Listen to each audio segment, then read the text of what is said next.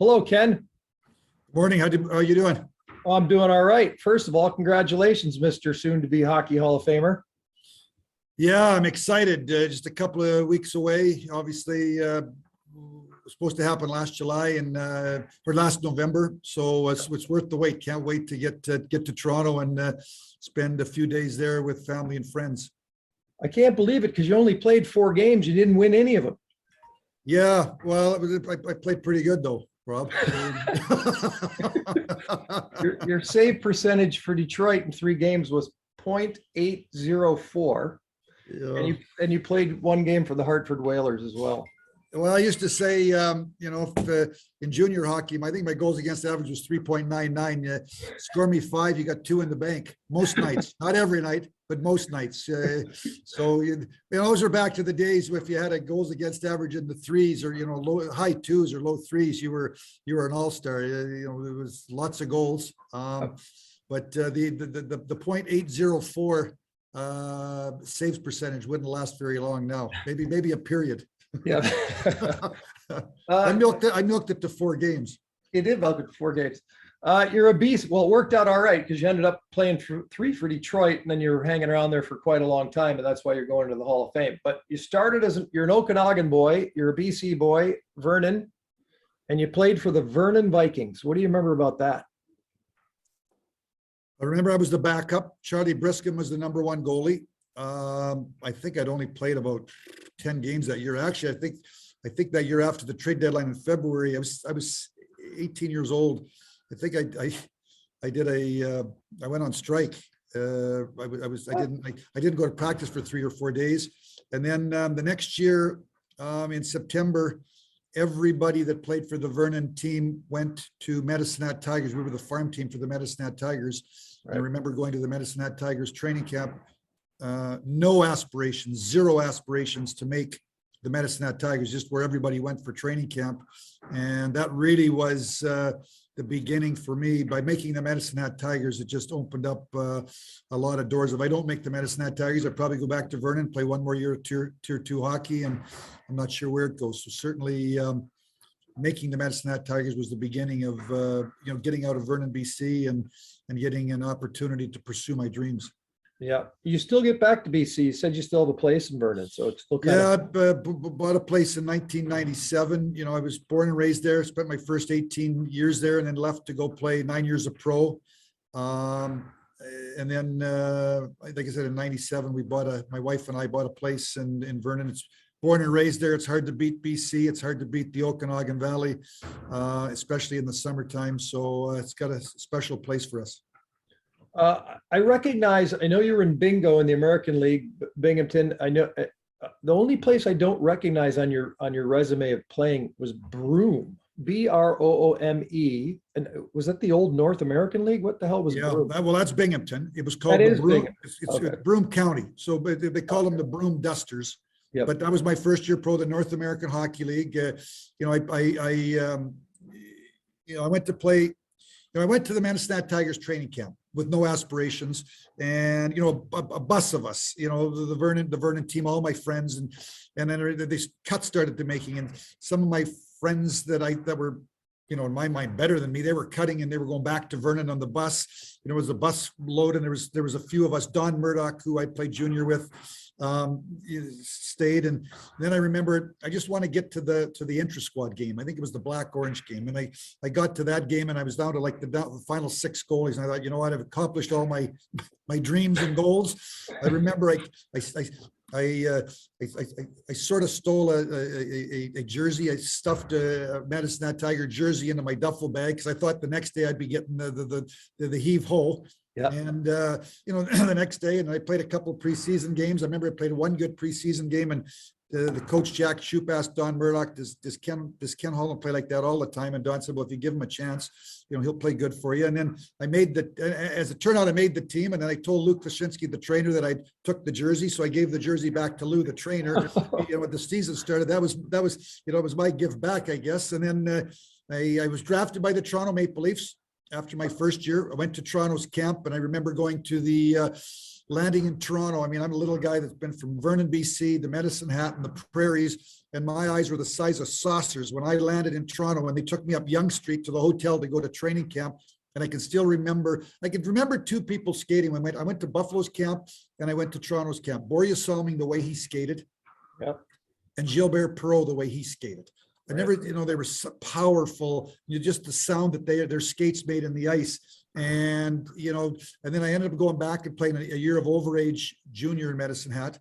And then I didn't have a very good year. Toronto didn't want to sign me. So I went to San Diego's camp of the World Hockey. It was owned by Ray Kroc, the owner of McDonald's. I remember Ray Kroc addressed us the first day of training camp. And then at the end of training camp, I got sent from San Diego to Binghamton, Broom Dusters of the North American Hockey League. And I ended up playing for the Broom Dusters of the North American Hockey League. And the next year, Binghamton, or the Broom Dusters, got the American Hockey League expanded. And I think four teams from the North American Hockey League, Philadelphia, Binghamton, and a couple others moved in, and then I was an independent. I was on an independent American League contract for a year or two with Binghamton in the American League. Right, and then a little. And I played in Binghamton for actually I played 9 years of pro. Yeah. I think I played in Binghamton for 4 years, and then Boston took over their farm team, Binghamton. And I went to Boston's camp. I got cut, and my coach, my first year in the American League, was a guy by the name of Larry Kish. And Larry Kish was now coaching in Springfield of the American League. They were affiliated with the Hartford Whalers. So I ended up going over to Springfield, and I played with Springfield, the American Hockey, and then Hartford the next year bought Binghamton. So now I go back to Binghamton as a member of the Hartford Whalers. So I played 9 years of pro, 6 years in Binghamton. 1 year in Springfield, Massachusetts, and 2 years, my last 2 years were with the Adirondack Red Wings of the American Hockey League. And then Detroit. And then you transition into various jobs. You're helping out, you're scouting, and then you become the assistant general manager. And then right after the first cup, when they break their drought in 97, that's July, you take over as a general manager. That is correct. I mean, so after my first 2 years, my last 2 years of playing in Adirondack Red Wings, I went back home, and I'm 29 years of age. I'm a 5'8" goalie with a saves percentage of about 87, 86.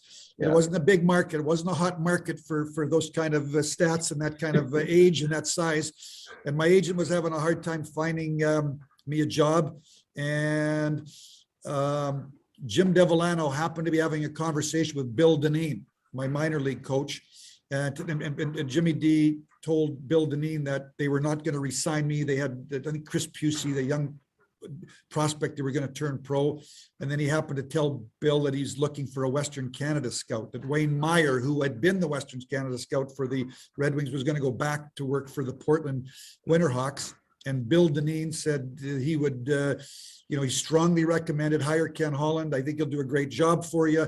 And I ended up getting a call a few days later from Neil Smith, the chief scout at the time of the Red Wings, and Jim Devillano interviewed me. And on Bill Dineen's recommendation, Jim Devillano and Neil Smith hired me as the Western Canada scout for the Red Wings. So 4 years as the Western scout. In 1989, Neil went to New York to be the general manager of the New York Rangers.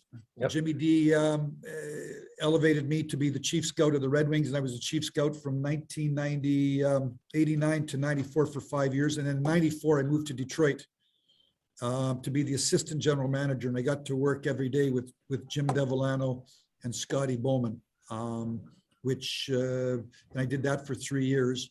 From 94 to 97, we won our first cup in 97. I was assistant manager, but working with Scotty and Jimmy D was like going to school for me.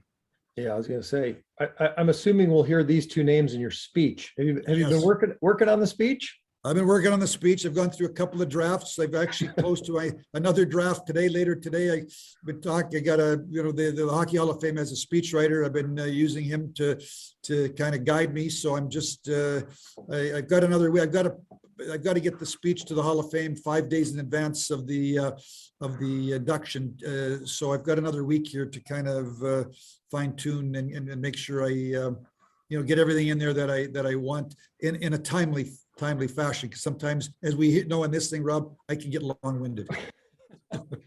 Well, if you want the spelling of my last name, because I do know that I did write your favorite book. You did. Yeah. Yeah. It's on my coffee table. I was gonna say it better be on It's your the best seller in the Holland House. Yeah, it's pretty good. You'll also notice he never goes far away from Oh, you. number 9. No, it's a pretty good number. 919 and 5. Yeah, pretty good. They did all right. One thing that people bring up to me and they say that's most impressive about your body of work is the fact that you won a cup, obviously, when there was no salary cap and you could spend as much money kind of as you wanted. It was the team best money could buy in 2002. But fast forward, 6 years and you're working with the cap, and a whole half dozen years later, whole different bunch of players, including no Steve Yzerman, and you win another cup. I mean, that's pretty good to make that adjustment and to pull that off. Yeah, I mean, I'm proud of that for our organization. Obviously, we won the cup. 97 and 98, we built. Certainly 2002, the people that think about the Red Wings, they think about the 02 team, which had all those Hall of Famers, and we had a big payroll. But we didn't have a big payroll in 97 and 98. But when you win back-to-back championships, obviously you've got to pay people to keep them to stay, or they're gonna leave. And in 02. We really went for it, and we spent a lot of money, and felt fortunate to win the cup in 02. But what I'm proud about for our organization, it's not, it's the scouting staff, and hired Mike Babcock in 2005 to be the coach, and we were the last team. We had a $70 million payroll prior to the work stoppage in 2005-06, and we had to go from 70 million down to 39 million. We had to cut a lot of money off. And, that year we won the President's Trophy with 125 or 126 points. We were the last team to miss the playoffs in a salary cap era. It was 10 years before we missed the playoffs. Every team in the league had missed the playoffs in the salary cap era. We were the last team to do it. And then obviously won the cup in 08 and went to game 7 in 09. So I'm very proud of the job, the Mark Howe, the director of pro scouting, and our amateur scouts, Jim Nill and Joe McDonnell and Håkan Anderson, finding Zetterberg and Datsuk and, Cronwell and Holmstrom and in the 11th round, and Eriksson in the 11th round, and Franson in the 3rd round, and Mark Howe that year, as we went from a $70 million payroll down to 39, Mark Howe and his staff helped us find, brought Dan Cleary in a tryout. He became a good Red Wing, and Andreas Lilja was looking for a job, and Michael Samuelson was looking for a job, and we signed him, and he got 21 goals, and so we were sort of, scraping around trying to find players, and we had a nucleus. It was Yzerman's last year in 05-06. Shanahan had just gone to the New Jersey. He played that year.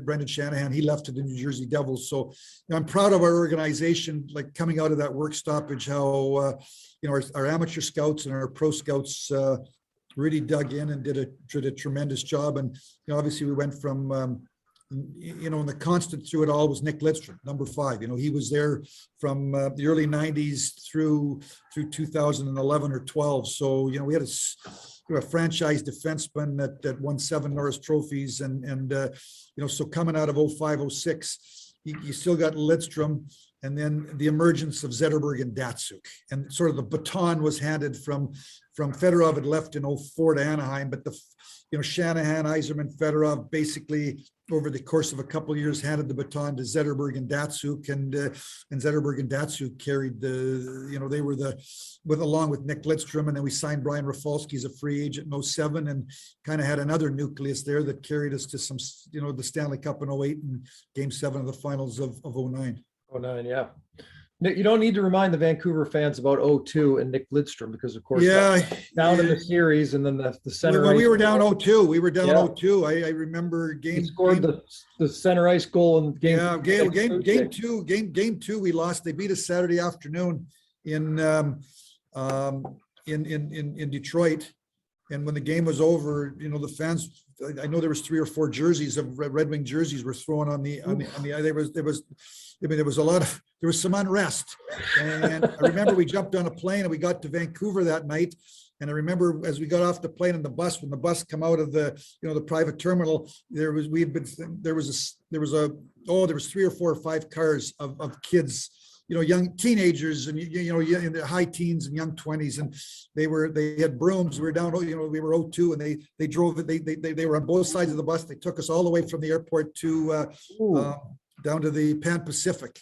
It was a very humbling 30-minute drive, I can tell you, and I probably motivating too. And then as certainly game 3, Nick Lidstrom scored from center ice right at the end of the second, I think. Yeah, I think so. Shanahan scored early in the third, and all of a sudden we got back in the series. And then I remember game 4, I think we were a close game, and I think we had somebody, maybe Chelios or somebody took a 5-minute major, and Dominic Kasich put up a wall for 5 minutes.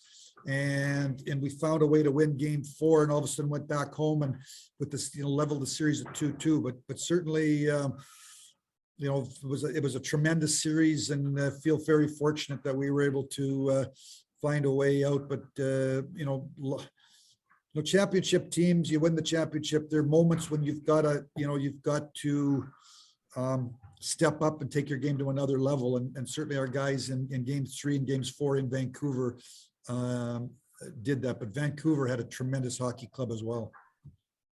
There you go for our friends at Detroit Hockey Now, and for Detroit Red Wing fans, that is part 1 of Ken Holland, who will be a Hall of Famer very, very soon. Part 2 is coming at you in just a wee bit.